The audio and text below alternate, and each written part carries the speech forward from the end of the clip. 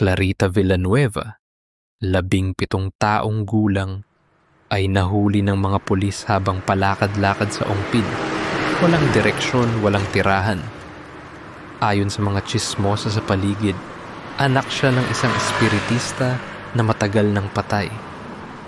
Ang kanyang ama, isang Amerikanong sundalo na lumipad pabalik sa US. Matapos ang digmaan, sa Maynila, siya'y naging taxi girl sa mga murang sayawan upang mabuhay. Sa unang gabi pa lang niya sa kulungan, nagsimula na ang mga kababalaghan. Sumigaw si Clarita ng ubod lakas. Nanginginig sa takot.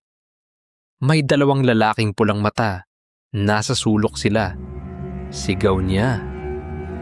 Ngunit nang silipin ng mga guwardya, siya lang ang naroon. Pero may sariwang kagat sa kanyang leeg at binti. Araw-araw ay nadaragdagan ang mga kagat sa katawan ni Clarita. Walang ibang preso sa kanyang selda. Maging ang mga doktor na sumuri ay naguluhan. Hindi niya kayang kagatin ang sarili niya sa mga parte ng katawan kung saan may marka. Sinasabi niyang may 2 nilalang. Isa'y mababa ang boses, ang isa'y patawa-tawa. Dumating ang mga psychiatrist kasama ang ilang dayuhang eksperto. Nilagay siya sa obserbasyon. Isang gabi, habang may doktor na nagsusuri, lumipad ang katawan ni Clarita mula sa kama. Isa sa mga nurse ay nahimatay matapos marinig ang boses ng bata ay biglang naging parang boses ng matandang lalaki. Isang mamamahayag ang nagtangkang interviewin si Clarita.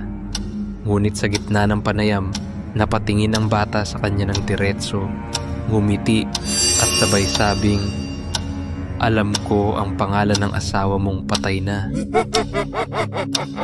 Natulala ang reporter. Kinabukasan, hindi na ito nagbalik sa trabaho.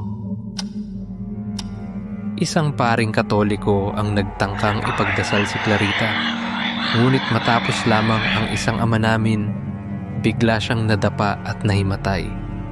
May mga gwardiya na rin ang nagsimulang makaranas ng bangungot at paglalagnat na hindi maipaliwanag. Dumating si Reverend Lester Sumrall, isang protestanteng misyonaryo. Tinanggap niya ang hamon ng pagdarasal kay Clarita. Hindi ito gawa ng ordinaryong espiritu. Wika niya, nang unang humarap si Clarita sa kanya, napasigaw siya sa tono ng isang matandang lalaki. "Ikaw ang susunod." 3 araw ng matinding panalangin, pagbuhos ng banal na tubig, at pagbasa ng Biblia ang ginawa.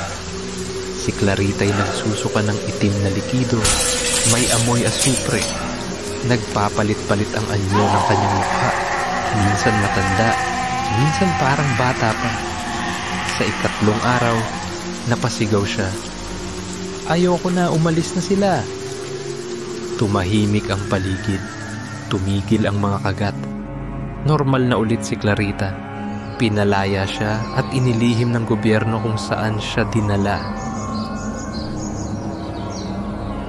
Ngunit ilang buwan matapos, sa isang baryo sa Batangas, may batang babae na nakitang may kagat at sigaw ng sigaw sa gitna ng gabi. Sinabi niya, may 2 lalaki. Sinisip-sip ang kaluluwa ko.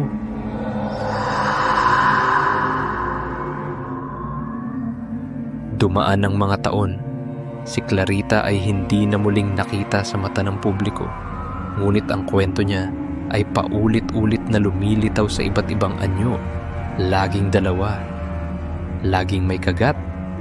Laging may isang batang babae na tila walang kamalay-malay, na may taglay ng mas matinding kadiliman kaysa inaakala ng lahat. Ang kwento ni Clarita ay paalala na kung minsan ang tunay na impyerno ay hindi sa ilalim ng lupa. Nasa loob ito ng katawan nating walang kalaban-laban. Ang pagsanib ni Clarita Villanueva ay naitala sa kasaysayan bilang isa sa pinakadokumentadong kaso sa buong mundo. Ngunit kung totoo ngang napalayas ang mga demonyo, bakit patuloy silang lumilitaw sa iba? Baka sa bawat paniniwala natin sa kadiliman, unti-unti natin silang pinapapasok. Kung ikaw ay may kwentong katulad nito, ipadala lang sa Ulap Noir. Sapagkat sa bawat ulap, may aninong nagmamasid. Huwag kang matulog agad. Baka naririto na siya sa likod mo. Subscribe for more true Pinoy horror stories tuwing gabi sa ilalim ng ulap.